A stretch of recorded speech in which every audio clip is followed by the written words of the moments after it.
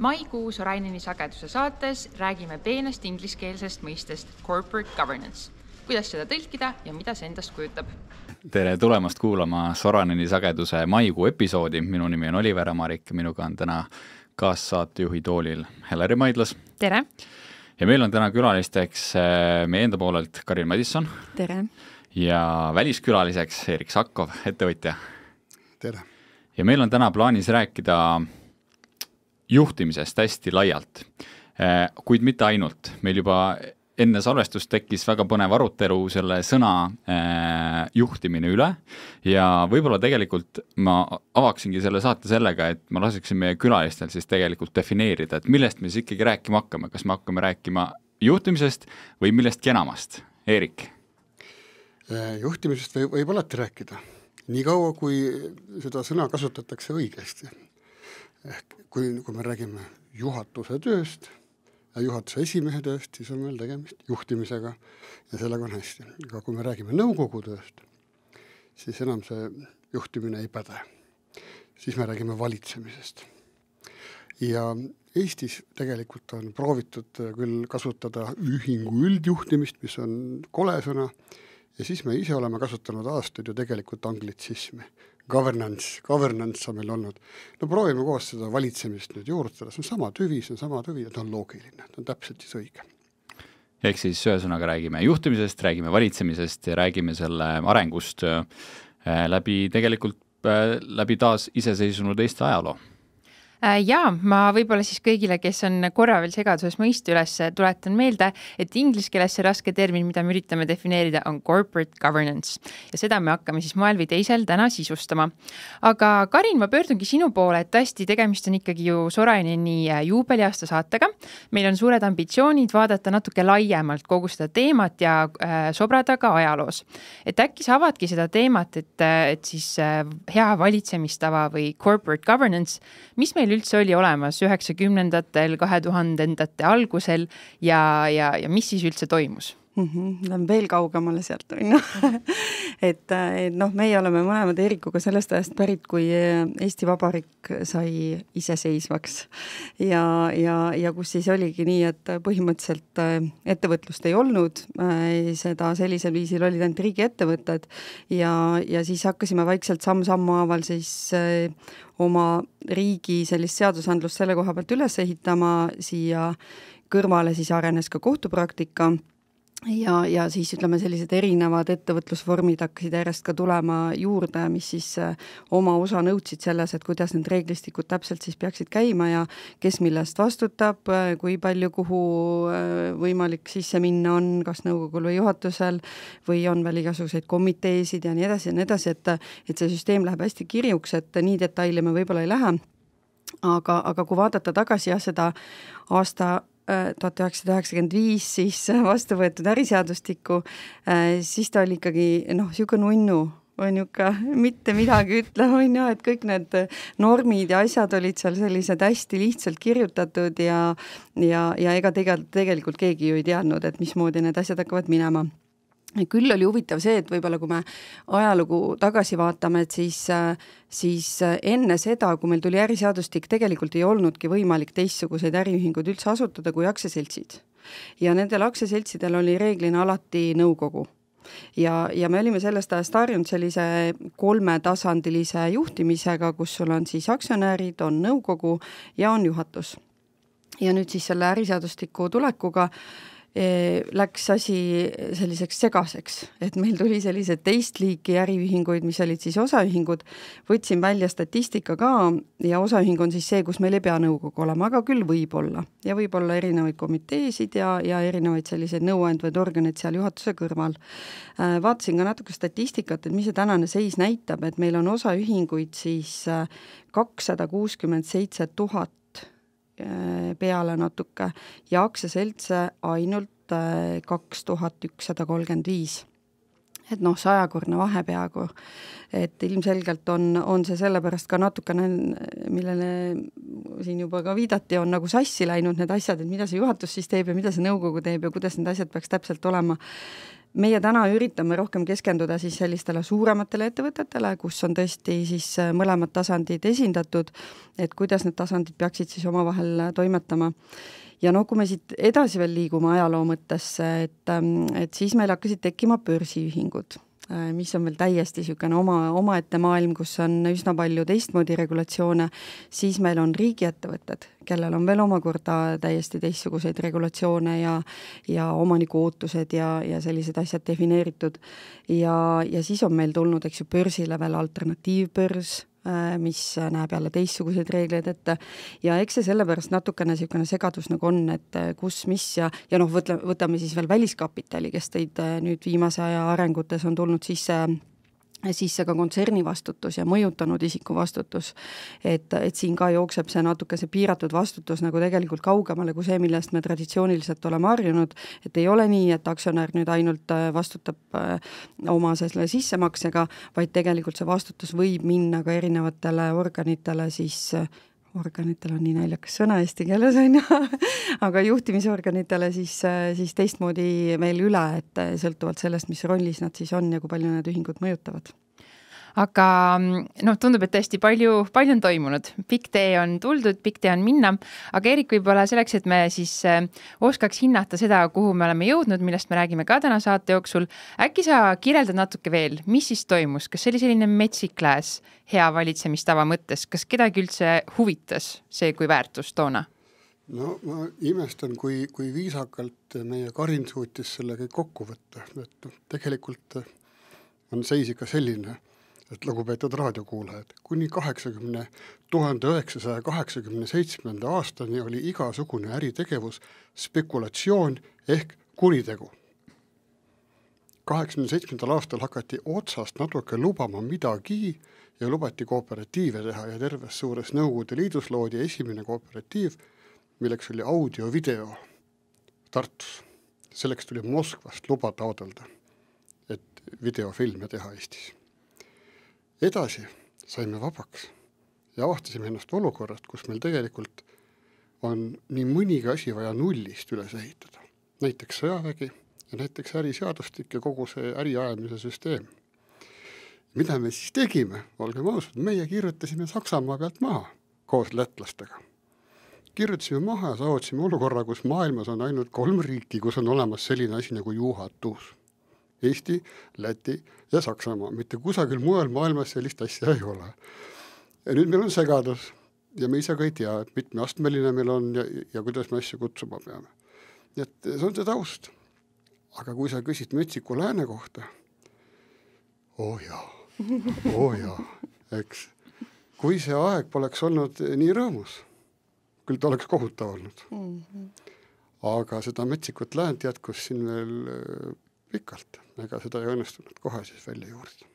Aga need, ütleme, põhjused või siis, põhjused on vist see eestikeelne hea mõiste, mis ma otsin, et miks siis hakkas tekkima see ühingu juhtimise tava või ühingu valitsemise tava, millest me täna veel hiljem natukene detailsemalt räägime, et kas me suudame, tegelikult Karin juba mainis, et meil tekkis, eks ole, börsiettevõtted, seal oli tarvis mingitele nõuetele vastata, aga mis need olulisemad verstapostid on, mida mööda siis me oleme jõudnud ka tänasesse päeva, et mille läbi see tava justkui kujunenud on? Kas mina räägin? Palun. Ega elu ise on dikteerinud. Ta Karin ju ütles, et see meie äriseadustik oli nummi ja lühike. Igasugune reguleerimine selles vallas, mis puudutab valitsemist, ongi suunatud sellele, et kaitsta väiksemaid aktsionäre. See on alati nii. Ja seoses sellega on nagu 2 sorti dokumente, mida pea et igas riigis on võimalik leida. Üks on seadused, mis on täitmiseks, aga teine on pehme seadus, inglise keeli soft law. See on nüüd siis see meie hütt, mis siiamaani kehtib, loodame, et enam pikalt ei kehti, mis on pehme, et seda võib täita, aga ei pea. Aga hea oleks, et kas täida või selgita, et miks ei täitnud ja nii edasi. Ehk et proovitakse nügida kõik mõistlikuma käitumise, väiksemad arvestamise suunas ja nii edasi.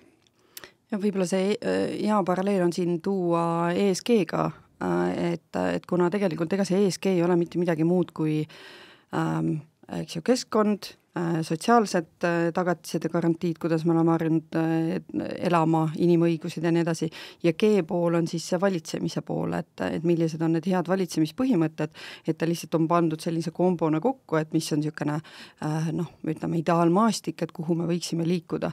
Ja seal on jah, nii soovituslikke selliseid reegleid kui ka siis seadusest otse tulenevaid reegleid, mis on siis ka karistatavad mingil viisil, aga kui sa küsid, et kuidas, milline see maailm oli, et võib-olla oli selline maailm, et minul on olnud näiteks kurikas autos. Sellepärast, et oli selliseid ärimehi, kes iga hinnaga olid valmis oma nagu tahtmist peale suruma. Kellel oli teistsugune tava. Siis oli väga teistsugune tava, jah, ütleme kirjutamata reeglid öeldakse selle kohta.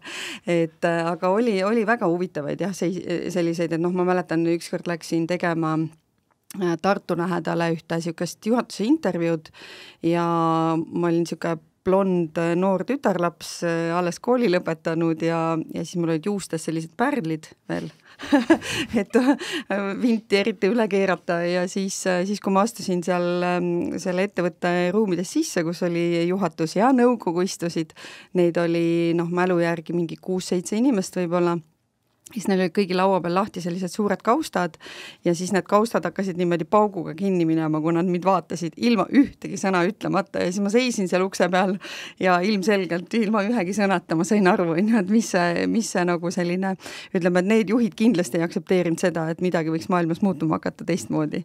Et neid lugusid on nagu hästi palju, et kuidas siis äri tehti ja mismoodi see maailm on, aga võib-olla seal väga detaili ei läheks, ütleks nii, et olid põnevad ajad, aga maailm oli ikkagi ilus ja et meist aru saadakse, tuleb lisada, et politsei oli juba olemas, aga veel väga, väga nõrk ja õblukene. Just, ja plahvatusi toimus iga natukese aja. Ja ettevõtjad rääkisid üksteisega umbes nii, et kes sulle katust teeb. Ja vastuseid oli nagu 2. Ja esimene vastus oli see, et pätid. Ja teine vastus oli, et Kaitseliit. Mõlemad olid okei vastused, aga ilma selleta ei olnud võimalik.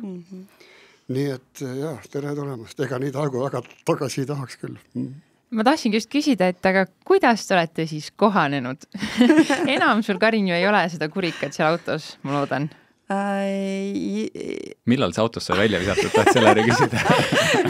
Tead, kuna ma Kaitseliiduga nüüd ühinesin ja siis mul on ikkagi teatud varustus on autos natuke küll teistsugune, aga see on, vaata, aga see on see kohanemine, eks ju, et me peamegi kohanema ükskõik, kas on see oht siis meil seal naabri poolt või eks ju teise äripartneri poolt või on see siis piiri tagant, et eks nii ta on.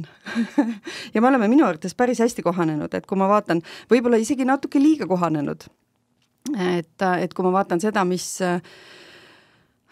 mida meie jõustruktuurid viimasel ajal on teinud ja kui aktiivselt nad on nagu sellist õiglust hakanud taga ajama, minu küsimus on vägagi selles, et kas see kõik on proportsionaalne, kui me vaatame ärimaailma ja siis sellise jõumaailma vahekordi, et ma arvan, et seal on tegelikult murekohti võib-olla natuke rohkem, kui me täna isegi aimame.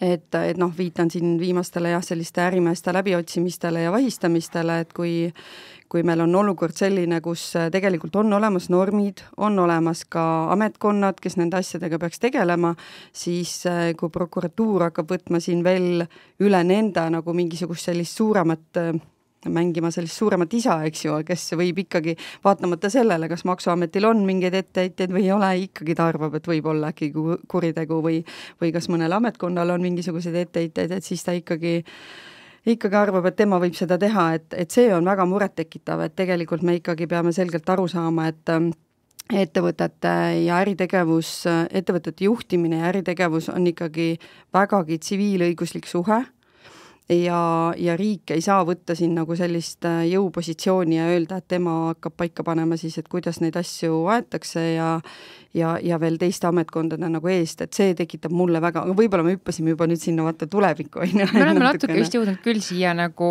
tegelikult tänasesse päeva, mis ma arvan on täiesti paslik. Et jah, et võib-olla ma lasengi lõpetada sul selle mõtte, et mis siis nagu, ma saan, et see on üks valukoht, mida sa praegu näed, et oleme nagu natuke eest ära kappamas, liiga entusiastlikud ja seda ma näen, et ütleme riigi poolt, tegelikult kui me natuke võib-olla räägikski riigiettevõtetest, minu arvates nemad toovad meile nii ägedat nagu niisugust kuvandit, et mismoodi see ettevõtete juhtimine peaks käima, et võtame kas või need erikontrollid, mis meil siin on viimasel ajal käinud, et ja nooled on lennanud nii nõukogu suunas kui juhatuse suunas kui ka nimetamiskomitee suunas ja kes kõik halvasti teevad, et see on minu jaoks üks niisugune väga suur murekoht, et nüüd viimati siin uuendati ka siis riigiettevõtete selliseid tegutsemispõhimõtteid ministri poolt, ütleme, kuidas seda nüüd nagu viisakalt öelda, et erikontroll on ikkagi väikeaktsionäri töövahend. Mitte see, tegelikult on riigil kõik võimalused ise vaadata sisse, mis ettevõttes toimub, ise juhtimises piisavalt kaasa lüüa, kui ta tahab. Küsimus on lihtsalt selles, kas seda on õieti tehtud ja minu arvates ka omaniku ootuste defineerimises. Et kui sul on minu poole on väga mitmed tegelikult nõukogu liikmed ja juhatuse liikmed nagu pöördunud selle küsimusega, et meil saavad inimesed otsa.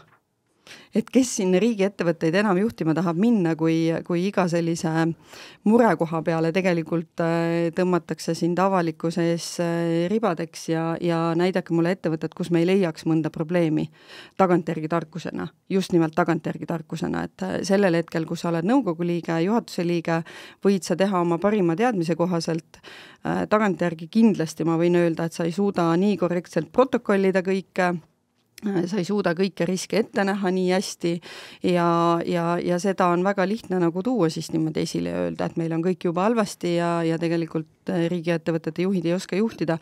Mina arvan küll, et oskavad väga hästi. Ma arvan, et pigem on probleem omaniku ootustes ja poliitikas ja selles, et kui kiiresti need erinevad soovid ja tahtmised muutuvad. Mul just siin tuli meelde seoses Karini jutuga meie eelmise kuu episood, kus me jõudsime tõdemusena, et juhtide või juhatuse positsioonist on saanud niisugune kõrgema riskiga amet, et seda peab eraldi taluma, et tänastele nii-öelda nõuetele üldse vastu pidada, aga ma annan siin tegelikult sõna Eerikule, et võib-olla kui me nüüd oleme jõudnud siia tänasesse päeva, siis kas me suudame kuidagi formuleerida mingid sellised kriteeriumid siis, mis on need näidikud, mis ühel heal ühingul on, kui ta tahab vastata siis hea ühingujuhtimise või valitsemise tavadele, et millest me üldse räägime sellel juhul? Aga räägime kõigepealt selle Karini jutu veelgi lahti, et siis me jõuame selleni, et kuidas peaks olema, et me ei keskenduks sellele, kuidas on. Et mina ütlen seda, et vaata see meie möödunud 33 aastat ja see, kuhu me jõudnud oleme, see on imede ime. Siis, kui me omal ajal lubasime kõik koos kartulikoori süüa, ei oleks mina küll suutnud uskuda, et me elame nii, nagu me täna elame. Ja kui te mind ei suuda hästi uskuda, siis tehke üks väike autosõit, sõitke läbi Läti, Leedu, Poola, Tšehhi, Slovakkia, Ida-Saksamaa ja nii edasi. Nuusutage ja vaadake. Me oleme teinud imet. Ja seda imet on tegelikult genereerinud see Eesti ettevõtja, kes võt nendes oludes alustas, kuidagi moodi on ellu jäänud ja kuidagi moodi on teinud. Ja nüüd sa jõudsid oma jutuga nii-öelda riigi firmadeni, siis tegelikult Eestis ei ole olemas selliseid asju nagu riigifirma. On olemas äri või ettevõtlusvorm nimega aktsiaselts, ja ei ole vahet, kellele seal need aktsiad kuuluvad. Ja kõik need meie nii-öelda riigifirmad on tegelikult aktsiaseltsid, mille aktsiad kuuluvad riigile.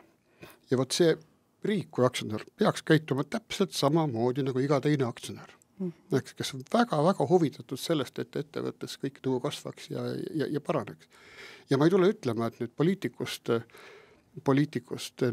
siis omanik, ta saab ju ajutiselt omanikuks, juriidiliselt on minister omanik, aga nii kaua, kui ta enam minister ei ole, siis pannakse sinna uus. kas ta lähtub ainult siis ikkagi selle äriühingu huvidest või tal poliitilised huvid või on tal veel mingisugused huvid ja nii edasi. Nüüd, ja kui me jõuame selleni, et mismoodi on siis sellist ettevõtet juhtida, jube vilets. Kogu meie ajalugu on tõestanud, kõikide naaberriikide, kogu maailma ajalugu on tõestanud, et riik on väga halb omanik. Ja riik on väga halb omanik just nimelt sellepärast, et tal on igasuguseid selliseid soove, mida ühel tavalisel mõistlikul aktsionäril ei ole. Kaasa arvatud see, et kui talle nagu tundub, et peaks midagi tegema, siis jube äge on teha erikontroll. See oleks nagu mingi uus selline juhtimise või valitsemise tasand veel. Maksad suure raha ja selleks, et saada teada seda, mida su nõukogu tegelikult juba teab. Pagan, kas sa nõukogu esimehega oled rääkinud? Ja kohe põhjalikult ja süsteemselt. Et see on nagu esimene küsimus, et see info on sul olemas, sul ei ole vaja mitte mingisuguseid erikontrolle. Ja teine asi on see, et me peame aru saama nendele riigile kuuluvate ettevõtete puhul seda, et nendest enamik täidab mingisugust väga tähtsat funktsiooni, mida meil on vaja. No, näiteks, kas meil on vaja, et raudteerööpad oleksid riigi käes ja heas korras? Kuni me viimase ajani me ei saanud sellest aru, aga nüüd seoses Ukraina sõjaga saame päris hästi aru, eks. On küll vaja. Eks. Ja, või siis kas üle Eesti lendamist on vaja kontrollida. No kena. Ja siis tulevad sellised ettevõtted, keda sisuliselt võiks müüa, kes on riigil nii-öelda kassaaparaadiks, nagu sadam, nagu lotto, eks, nagu lennujaam. Ja siis tekib ikkagi mingisugune selline point, miks ei ole mõistlik müüa näiteks, et see on strateegiline, sadamakaid on väga strateegiline objekt ja samamoodi lennuväljad, kena, saame aru. Ja siis me jõuame selleni, et riik paneb oma endale kuuluvale aktsiaseltsile ebamõistlikke koormisi. Näiteks Tallinna lennujaam peab enda turjal tassima Kihnut, Ruhnut, Tartut, Pärnut, Kuressaaret, Kärdlat. Mis on puhas kahjum. Eesti Post ehk Omniva peab üleval pidama kogu seda postivõrku ja kõik saavad aru, et see ei ole absoluutselt mingi koht, kus saaks raha teenida. Ja siis see on ju skisofreeniline panna ettevõttele kohustus ja siis küsida, et kus raha on. Jah, Nordica on ka ju näide siia. No täpselt, Nordicat oli meil vaja selleks, et majandust elavdada. Kui keegi arvab, et sellega me kaotasime raha, ei, summa summarum on riik suures võidus. Täpselt sama oli Estonian Airiga. Ja need asjad ei vii mitte kuidagi moodi edasi. Ja nüüd küsimus on selles, et kui 90-ndatel, 2000-ndatel võis mõelda, et see mõju konkreetse suure riigile kuuluv aktsiaseltsi üle oli mingisugune väärtus, et poliitiks seal mingit kaupa teha, eks, siis täna ei ole seda ka. Ta lihtsalt segab. Ta lihtsalt segab ja kõik. Ja võib-olla see riigiettevõtete juurde toon ühe sellise, mida tava äriühingutel ei ole, on eks ju see nimetamiskomitee, mis loodi kunagi siin aastal 2017 ja selle eesmärk just nimelt oli, et leida siis võimalikult kvaliteetseid juhatuse ja nõukogu liikmeid. Ja pigem nõukogu liikmeid on ju. Ja see oli minu arvates selles mõttes väga nagu hea samm, et see komitees on siis nii eraettevõtjaid kui riigipoolseid esindajaid ja et nad tõesti vaatavad funktsioonide järgi, et mida siis sellele ettevõttel kõige rohkem vaja läheks, millist pädevust ja siis nad otsivad selle järgi sinna neid nõukogu liikmeid. Et selliseid samme riigi poolt on tehtud ja minu arvates päris häid samme, aga see just, et tagantjärgi hakatakse neid juhatuse liikmeid ja nõukogu liikmeid risti lööma, see on väga murettekitav. Et ma ei usu, et me leiame üheski nendes ettevõttes tegelikult sellist inimest, kes oleks pahatahtlikult, teadlikult midagi halba teinud. Pigem on olnud suuresti segadus nende omaniku ootuste vahel ja neid on enamus riigiosalusega ettevõtete juhtidest ju ka lauale toonud, et need on vastuolulised ja neid ei ole võimalik tihti täita. Karin, nimetamiskomitee kui selline ei ole mitte midagi ainuomast riigile kuuluvatele ettevõtetele. Nimetamiskomitee on enamikus suurte mõistlike firmade juures tegutsev pidev organ, ta võib tegutseda ka üldkoosoleku juures. Ja, nõukogu enda juures, aga kui meil riigi puhul on üks paremaid näiteid, siis see on väga hea rehkendus. Aga tal on üks häda, see on poolik rehkendus, et kui arvati, et me paneme head inimesed, et see toob tulemuse ära, siis tegelikult jah, õige, aga me tegelikult peame ka õpetama nendele väga headele inimestele, mida teha ja kuidas sellele vastu seista, sest tegelikult nõukogu ülesanne peaks olema olla kilbiks, juhatusele kilbiks omanike eest. Ja kui meile tundub omanik nagu püha, eks ju, aktsionär ja nii edasi, siis me kõik teame, et tegelikult ikkagi aktsionäri mõju ühele ettevõttele peab olema piiratud.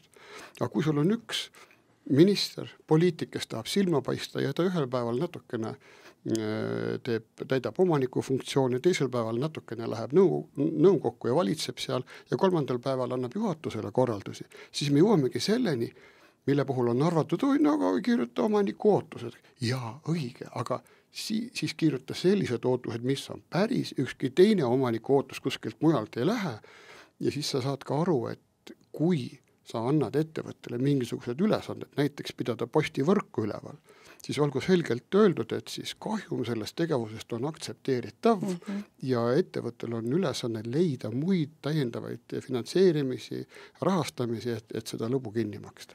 Mõelge nüüd nende inimeste peale, kes töötavad nõukogus ja juhatuses. Nemad vastutavad selle nalja eest oma isikliku varaga. Poliitikul pole midagi, läks lihtsalt koju.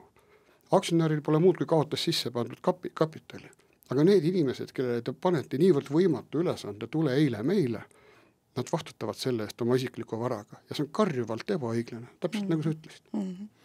Aga me oleme saates jõudnud sinna punkti, kus me teeme väikse pausi, me oleme siin 24 minutiga läbi kapanud lühikese ülevaate ühingu juhtimise ja valitsemise tavadest ja arengust taasiseseisvunud Eestis. Meil on täna saatekülalisteks Karin Madisson ja Erik Sakkov ja kui me pausilt tagasi tuleme, siis jätkame juba samadel teemadel arutelu.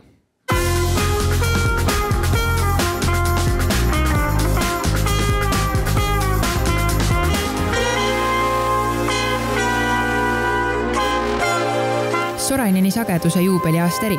Maailm muutub, kui tegutseme. Ja oleme ma lühikeselt pausilt tagasi, hea raadiokuulaja, sina kuulad endiselt Soraineni sagedust. Meil on täna saatekülalisteks Karin Madisson ja Erik Sakkov ja me räägime ühingute juhtimisest ja valitsemisest ja nendest põhimõtetest, mis sellega kaasas käivad.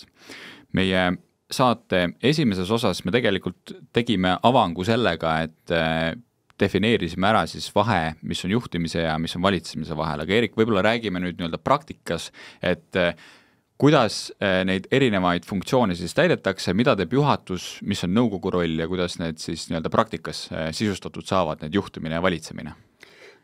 Kui me inimesi õpetame, siis meie üks lektoritest Lasse Polander näitab väga toredat slaidi, kus on tehtud selline püramiidikene ja püramiidi tipus seisab see juhatuse esimees. Ja siis Lasse ütleb, et me kõik teame fraasi, et tipus on külm. Et et mis see ka ei tähendaks, et see on raske töö ja nii edasi. Ja siis ütleb Lasse, aga vaata nüüd taevasse, et mis seal avaneb.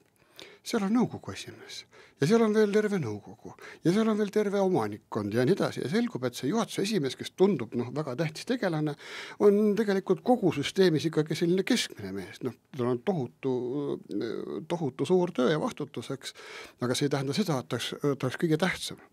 Ja kui nüüd aru saada hästi populaarselt ära seletada, siis piisab sellest, kui saada aru, et kes keda siis nimetab ja valib. Omanikud panevad paika nõukogu.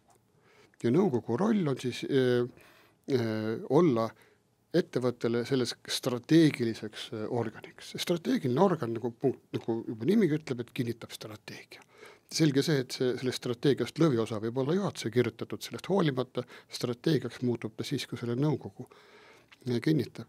Ja edasi on väga lihtne. Juhatus tekib majja niimoodi, et nõukogu valib. Nõukogu valib. Nüüd veel kusagil on viletsad juhatajad, siis see tähendab automaatselt, et on ka viletsad nõukogu. Ja nüüd siis nii lihtne see ongi. Samamoodi valib töötajaskonna juhatus. Et kõik raporteerivad siis üles tagasi vastavalt sellele, kes keda valis. Ja nüüd probleemid algavad sellest, kui tullakse oma rollist välja. Et juhatusel ei ole võimalik välja tulla rollist ja minna natukene nõukogu õpetama, kui see just ei ole päris selline nõukogu, nagu me siin Eestis harjunud oleme, kus on lapsepõlve sõber ja vanaema. Küll aga võib juhatus väga palju ära rikkuda, kui ta käib ettevõttes sees õppimas ja töötajate eest midagi ära tegemas. Ja siis on kohe selge, et ohoo, et ta tegi minu eest ära, ta teeb ka järgmine kord. Ma ei vastuta, ma ei pea. Ja täpselt sama kehtib ka juhatuse ja nõukogu vahekorra suhtes. Et see roll peab olema paigas, nõukogu ei tohi sekkuda. Me koolis ütleme, et see printsiip on nose in, hands out. Nina sees, käed väljas. Ehk et nõukogu peab kõike teadma, aga katsuda ei tohi.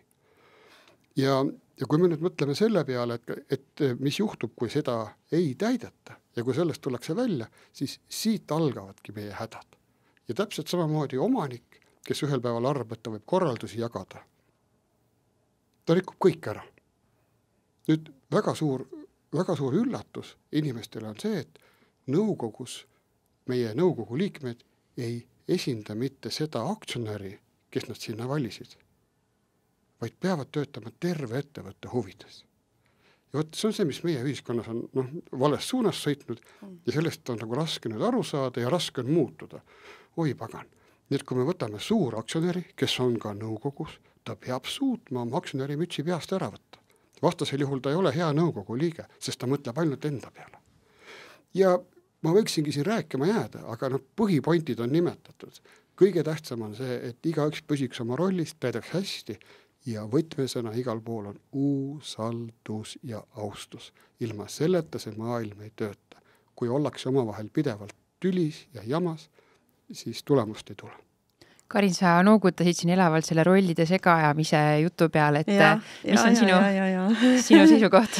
Tead, mul on siin kaks nagu siukest huvitavat, Eerik kirjutas mõni nädal tagasi ka ühe hästi vahva artikli ja siis ta ütles selle peale, et need on need inimesed, kes mingi 2-3 tundi siin umbes nagu tööd teevad, on ja siis mõtlesin ise oma Enefit Greeni nõukogu liikmelisuse peale, on ja mu öötunnid lähevad kõik selle peale, et neid 100-leheküljelisi raporteid läbi lugeda ja põhjalikult aru saada, kuhu nagu ja kuidas see asi nagu siis ikkagi, mis on õiged otsused ja mis liiguvad õiges suunas või mitte, et selles mõttes ma ei tahtnud seda öelda niimoodi avalikult, aga ma arvan, et nõukogu liige peab tegema väga-väga palju tööd rohkem kui see võib-olla, mis välja paistab ja need üksikud koosolekud, mis seal on, et tõesti detailini jõuda selle sisuni ja vaadata, kuidas erinevad asjad mõjutavad.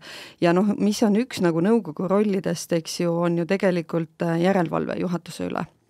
Et see on nüüd vaat see trikikoht, on ju, et ühelt poolt sa pead teda usaldama, kõik, mis ta sulle nüüd annab, eks ju, seda sa pead ka usaldama, aga minu hinnangul küll see ei võta nagu seda ära, et sa ikkagi pead ise minema ka sinna vajadusel nagu sisse, et kui see loogika sinu jaoks ei toimi, mida sulle nagu esitletakse, siis sa pead, nii palju peab juhatus tulema nõukogule vastu, et ta annab need algandmed või täpsustab küsimusi, eks ju, ja et sa ei pea nagu pimesi usaldama seda juhatust, et kõik asjad on tehtud, et kui sulle öeldakse, et jah, sellega on korras, siis mina nõukogu liikmena ütleks, aga näita. Eks ju, et mitte lihtsalt see, et nii on ja kogu lugu on ja, sest tavaliselt oleme me üsna halvad dokumenteerima oma tegevusi ja see võib pärast ikkagi väga kurjalt kätte maksta ja mõnikord inimesed on sellised, kes ütlevad sulle lihtsalt mingi lause ja nad ei mõtle tegelikult läbi, mis seal taga on. Aga mul oli just ühe pereettevõtte omanikuga, kes istub ise ka juhatuses, eks ju, oli just vestlus ja siis oli nii vahva, et arutasime talle, et äkki peaksime looma nõukogu ja kuna ta vanus on juba selline, et võiks teha sellise struktuuri juba paremaks ja ta võiks ise võib-olla astuda nõukogusse, anda selle juhtimise üle. Siis ta ütles nii vahvalt mulle niimoodi, et Karin, kuule, mul ei ole neid õpetajaid vaja, ma oskan ise kõige paremini, on ju. Et see ongi see keerulisus, on ju, et tegelikult nad ongi, need omanikud on ju olnud oma saba ja karvadega igapäevaselt seal ettevõtte sees ja nad ei oska hinnata seda nõukogu rolli või seda, et kuidas sealt siis tegevjuhtimisest välja tulla või üldse, mis need rollid siis nagu on, et neile tundub, et keegi õpetab neid kuskilt. Aga ma võib-olla räägin ühe niisuguse kõige drastilisema nõukogu vastutuse kaasuse võib-olla ka ära, mis on tegelikult tuleb Ameerikast ja hästi kõlava nimega Walt Disney on ju, et seal oli üks niisugune kaasus, kus siis tõesti nõukogu liikmed pannakse üsna harva vastutama, sest nende funktsioon on usaldada juhatust ja selle pinnalt siis anda selliseid strateegilisemaid juhiseid ja aidata kaasa mõelda ja otsustada siis suuremaid küsimusi. Aga päeva lõpuks viib ikkagi juhatus need otsused kõik täide ja isegi kui nõukogu on midagi otsustanud ja see näha on, et ei lähe nii, nagu algselt võib-olla planeeriti, siis on ka juhatuse kohustus tulla sellega nõukogusse tagasi, mitte nii, et ta igal juhul täidab ja mõtleb, et nõukogu kiitis heaks, pole hullu, on ju. Et ikkagi siin juhatusel on väga suur roll. Aga see kaasus oli siis selles mõttes hästi drastiline, et siin oli nõukogu liikmed istusid laua taga ja oli tulemas kohe pärast seda selline pidustused Walt Disneyl ja sümfooniaorkestrisse tahtsid kõik nõukogu liikmed minna. Ja väga kiirelt kiideti siis heaks uue juhatuse liikme leping, kes siis 14 kuu pärast lahti lasti. Ja nähti, et ta tegelikult ei saa hakkama. Ja siis tuli kõigil üllatusena, et nad olid kiitnud heaks lepingu, milles oli siis lahkumishüvitisena ette nähtud $140 miljonit.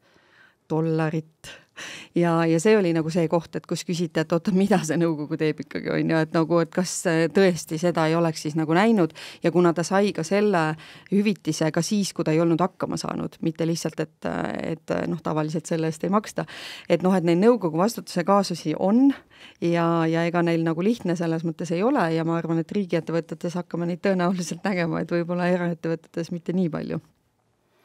Meil on üldse minu arust praegu üks põnev juhtum ka Eestis käsil, mis ei ole seotud üldse äriühingute juhtimisega, aga mis on seotud ühe suure Eesti spordialaliidu juhtimisega, kus valitakse hetkel uut juhti ja kus on samamoodi see corporate governance pool on väga huvitavalt minu meelest tõuseb esile ja seda on väga huvitav tänase jutu valguses ka edasi vaadata, ja analüüsida, et kuidas toimub juhtimine ühes suures organisatsioonis, olgu see äriühing või spordialaliit, et seal on tegelikult väga palju sarnasusi. Aga mitte sellest ei tahtnud ma rääkida. Selles mõttes oli hea sissejuhatus või ka jätk sellele, et sarnasused, erinevused ühes või teises kohas on, et tõesti me rääkisime juba sellest, et mis on siis see nagu nõukogu roll võiks olla ja see vastutuse pool tegelikult on väga huvitav, et kui meil ongi pärast moment ka, et rääkida sellest, et palju siis üldse võetakse vastutusele ja mille eest nagu siis neid, et ongi nõukogu liikmeid või juhatuse liikmeid, et mida ma siis nagu, kui valesti ma pean midagi tegema, et minuga midagi juhtuks. Karin, äkki sa jätkasid korra? Kohe niimoodi küsid. Kui valesti sa pead tegema? Ega Eeriku seletas, et ega see nõukogu roll on selles mõttes ikkagi usaldada juhatust. Ja seal peab ikka midagi väga nagu pahatahtlikku peaaegu, et olema, et oleks võimalik nagu nõukogu liikme kallale minna. Reeglina öeldakse, et juhatusliikme vastutus ja nõukogu liikme vastutus käivad käsikäes. Et kui ei ole midagi sellist, mida oleks juhatus teinud valesti, siis reeglina me ei jõua ka sinna nõukogu tasandile, et nõukogu veel midagi valesti omakorda tegi. Aga neid üksikuid juhtumeid võib ikkagi ka olla, et kus nõukogu siis oma rolli, mis tal on, jätab selgelt täitmata.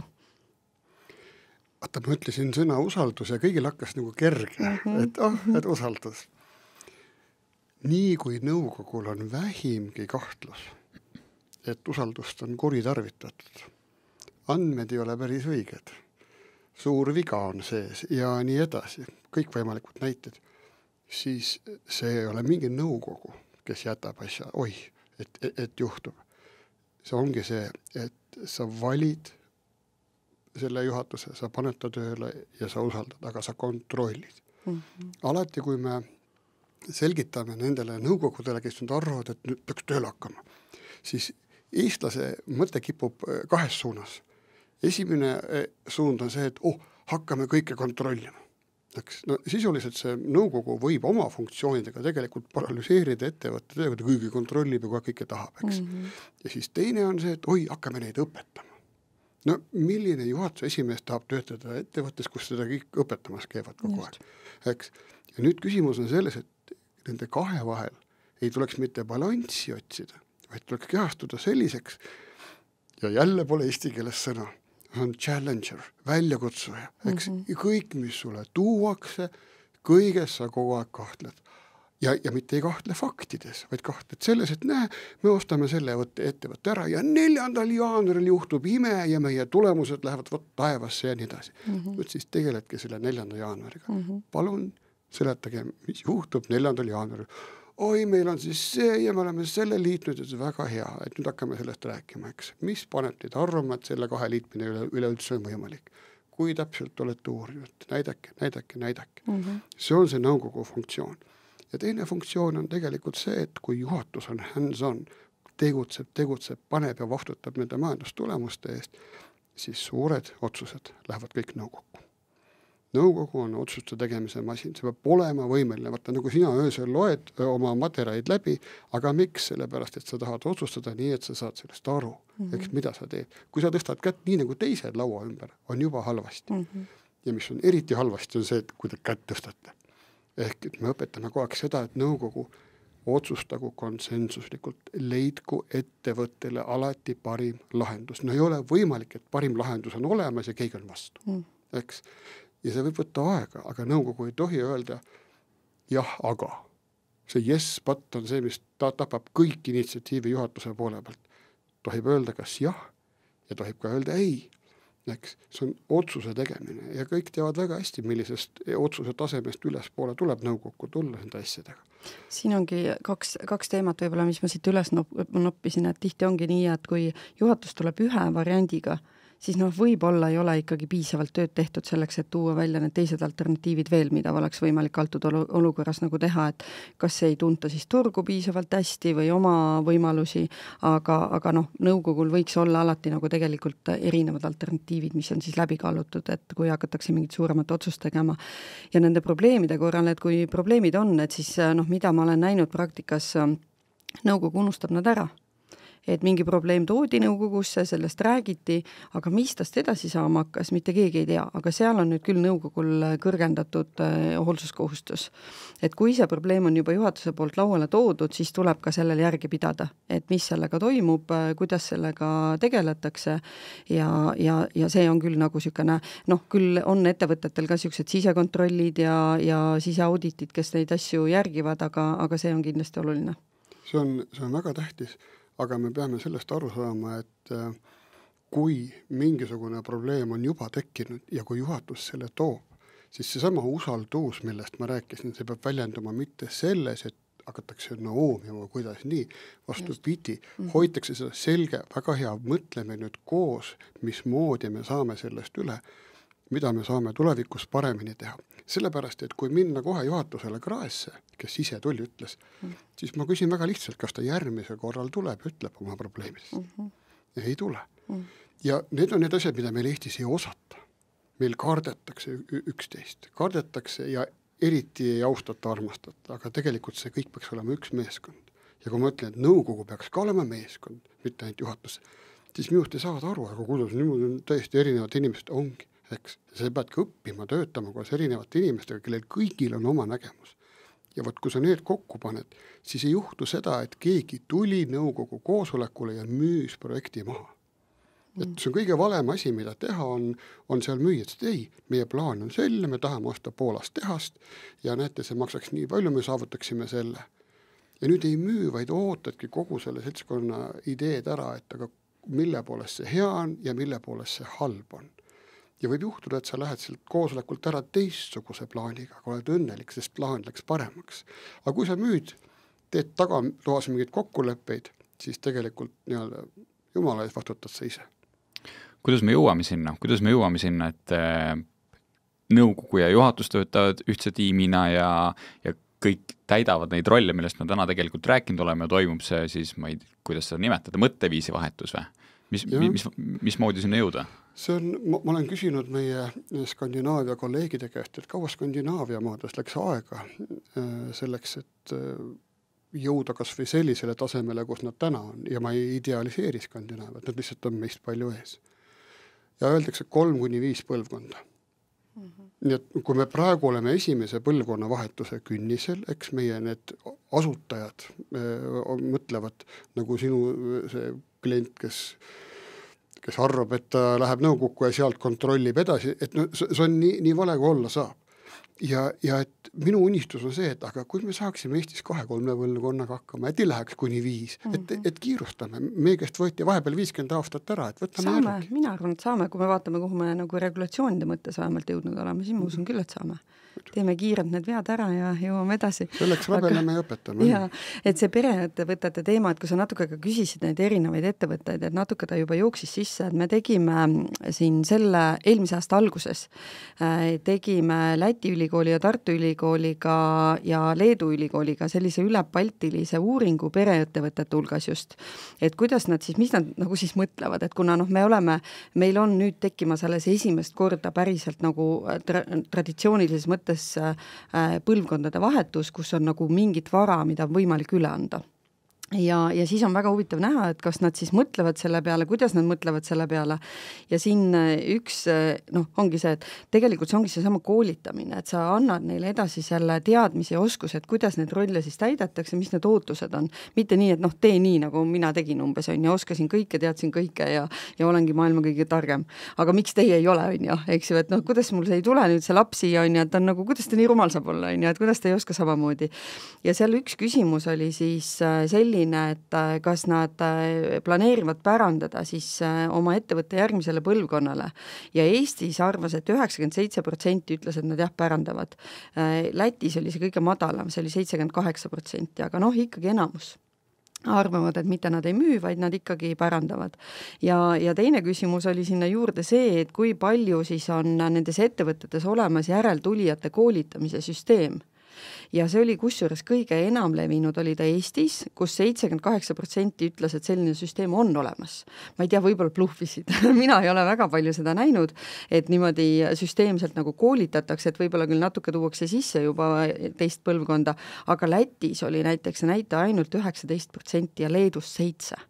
Mis on nagu tohutult madal, et tegelikult ei näe nad vaeva selleks, et nende järgmine põlvkond, kes peale tuleb, see oleks teadlikum ja paremini seda ettevõtet suudaks siis juhtida. Erik, mis sa arvad, kas see oli bluff? Mina näen meil õppijate hulgas juba päris palju kuulsate äridynastiate võsukesi. Õnneks neid on. Ja ma olen ka näinud neid äridynastiaid, kus ei ole pärijad, kes huvituks. Me peame aru saama, et tegelikult pereettevõte on endiselt samasugune aktsiaselts. Lihtsalt aktsionäride seltskond on kirju ja paisub. Eks?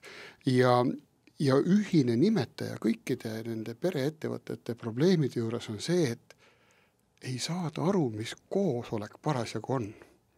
On see siis juhatuse koosolek, on see tootmisnõupidamine, on see nõukogu koosolek või on aktsionäride üldkoosolek, eks. Ja see, kuhu pürgida, see ei ole mitte mingil juhul see, nagu see sinu klient, kes ma loodan, et ta isegi kui ta 120-ni elab, ta ühel päeval peab ikka nagu suutma lahti lasta. Ehk pereasjad jätta pere üldkoosolekule, teha harta, leppida kokku, kuidas käib ja jätta kogu ettevõttega seonduv professionaalsele nõukogule ja professionaalsele juhatusele. Ja kui nüüd tekib küsimus, et keegi pereliikmetest tahaks osaleda kas nõukogus, palun, aga sellisel juhul unustada ära oma perehuvid, oma isiklikud huvid, võitled ainult ettevõtte eest, kas sa suudad. Pluss lähed õpid. Täpselt. Ja siis, aga meie see võsuke tahaks olla juhatuse esimees. Kui nõukogu valib, siis jah. Eks? Ja kui on väga raske, siis alguses proovida ühe sõltumatu nõukogu liikmega, siis kahega, kes ei ole perele võlgu, ei ole mitte kellegi lehma lellepojad, kes täiesti süüdimatult ajavad ainult ettevõtte huvidest väljas olevat asja. Kuule, siin on ära tuua see, et siin uuringus oli ka siuke küsimus, et küsiti, et kui palju siis perekonnaliikmed mõjutavad strateegilisi otsuseid ja Eestis oli see protsent lausa 77% juhtudest. Ja see, et kui palju tehakse emotsiooni pealt otsuseid, siis Eestis oli see 64. No aga kujutad ette seda nõukogu koosolekut, kus ütleme 5 inimest istub, arutab ja omast tulest väga hästi ja siis see suur omanik teatab, kuulge, mul on siuke tunne. Nii on. No selge, see tapab ju igasuguse arutelu ja sinu raha. Asi on klaar, eks. Ja see ei ole mitte mingit mõtet. Ja küll, kui see ükskord see arusaamine tekiks, siis kõik see asi muutuks. Kuule, aga riigiettevõtted on ise samamoodi ju. Tuleb on ju suur omanik ja ütleb, et aga mina arvan ikkagi nii, et vaatasin just seda nüüd Omniva teemat ja siis vaatasin, et nii pull oli see, et öeldakse, et me peame kuidagi selle ettevõtte saama kasumlikuks, aga samaaegselt me peame ikkagi seda kojukande teenust osutama. Siis mõtlen, no ei tea. Me peaks eile tulema ja meile. Olgem ausad, vähemalt valitsemise osas riigile kuuluvad ettevõtted Eestis on paremal tasemel kui meie eraettevõtted. Seal on midagigi tänu välisele survele suudetud teha. Ja börsiettevõtted. Just, sellepärast ma olingi nagu herilane minister Ligi peale, kes arvas, et kõik päästab see, kui tema nimetab sinna nõukokku supernõukogu liikmed ehk omaniku esindajad. Ja tehes sellega täpselt selle vea, millest me just äsja rääkisime. me arutame, aga siis vaatame õlise näoga, et aga mida omaniku esindaja arvab, eks. Ja see on absurd. Noh, nüüd me oleme vales suunas kapanud. No tulevad uued poliitikud, kappame teises suunas. Aga eraettevõtted, ma oleksin väga ettevaatlik, kedagi neist nüüd eriliselt esile tõstma, et tegelikult see esimene põlvkonna vahetus, selle peal on lootus. No nüüd meil on tõesti öötundideni jaguks seda mõtisklust, aga aeg on siiski natuke juba kokkuvõteteks. Ja Karin, ma võib-olla annakski sõna sulle ja paluks kokku võtta võib-olla see teema just selles pointis, et me rääkisime, et mis siis on, just kui Erik tõi sisse ka, et mis on need erinevused, et mis on siis riigil vähemalt midagigi olemas. Et ütle ka, et mis siis võiks olla need head asjad, mis on, millele tähelepanu pöörata, mida siis võtta kaasa endaga selle corporate governance või hea valitsemistava nagu vestluses? Ja võib-olla kõige esimese asjana ma mõtlen, et mina soovitaks järjest rohkem ettevõtetel hakata mõtlema selle peale, et okei, kui nad ei taha seda formaalset nõukogu tekitada, aga tõesti võtta endale juurde erinevates staadiumites erinevaid spetsialiste, kes on niisuguse nõuandvas rollis seal juhatuse kõrval ja just nimelt see, mis Erik välja tõi, et nad on nagu need, kes kritiseerivadki see otsust, et kui juhatus tuleb mingi otsusega, siis ütlevad, aga oota, kas sa sellest turust oled mõelnud, kas see Poola turg on kõige parem, äkki meil on kõrval mingi teine turg, on ja, et miks just see, eks, ja tihti tuleb välja, et lihtsalt sellepärast, et keegi saunas ütles, et näe, siuke ettevõte on müügis, on ja. Et tal oleks see, et kes on niisugune sanity check nagu selle koha pealt, et kas see ikkagi tegelikult on õige otsus, kuhu me läheme. Karin, ma torkan vahele, nüüd sa räägid nõukojast, mitte nõukogust. Jah, täpselt. Nõukoda on täiesti mitte kellelegi võlgu olev organ, mida kõik ettevõtted võivad moodustada ja nendel inimestel puudub vastutus. Nad tulevad, joovad kohvi ära, annavad nõu lähevad. Ja, aga kui ma mõtlen seda, et kui me tahaks nagu siit jõuda mingile tasemele, eks ju, et võib-olla harjutada ennast kõigepealt siukse nagu tõesti väljapoolt tulevate spetsialistidega, kes ongi sul valitud siis vastavate valdkondade põhiselt, näiteks juura, finants, eks ju, võib-olla keskkonnaõigus, sõltub, millega sa tegeled. Ja siis hakata nagu harjutama vähemalt oma järeltulevat põlvkonda ja töötajaid sellega, et sul on selline kõrval nagu selline nõuandev organ. Aga nõukogus ei ole ka mitte midagi imelikku, eks ju, et selle nõukogu võib sinna igal ajal moodustada. Pigem annab see, kui ma ise omanikuna oleks, siis mina teeks kohe nõukogu. Sellepärast, et siis on nendel reaalselt ka vastutus seal on ja tõesti mõelda asjades kaasa. Et see oleks võib-olla üks asi, aga mis me alguse poolega tõime, see riigipoolne nagu selline jõu näitamine ettevõtete suhtes, et meil on maksuamet, las maksuamet tegeleb maksuteemadega ja algatab menetlusi, tal on kõik võimalused selleks olemas.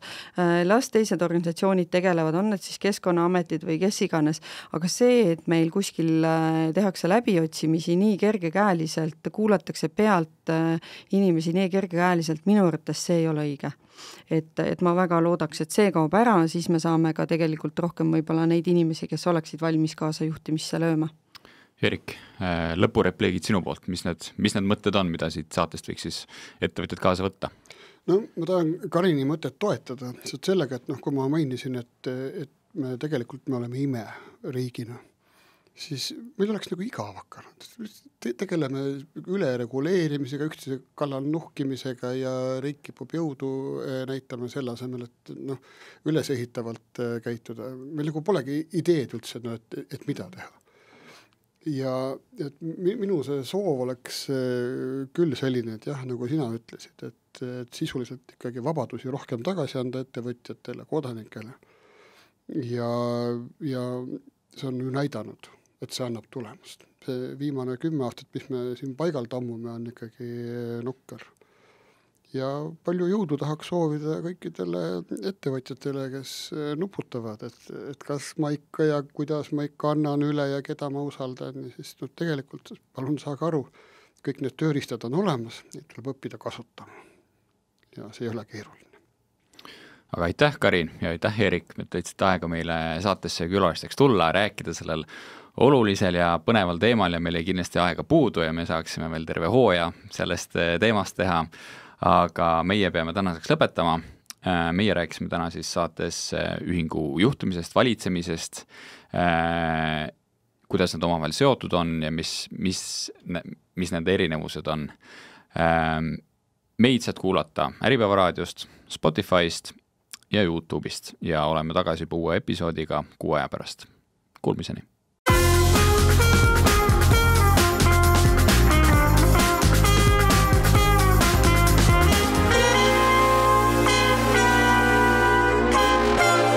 Soraineni sageduse juubeliaasta eri.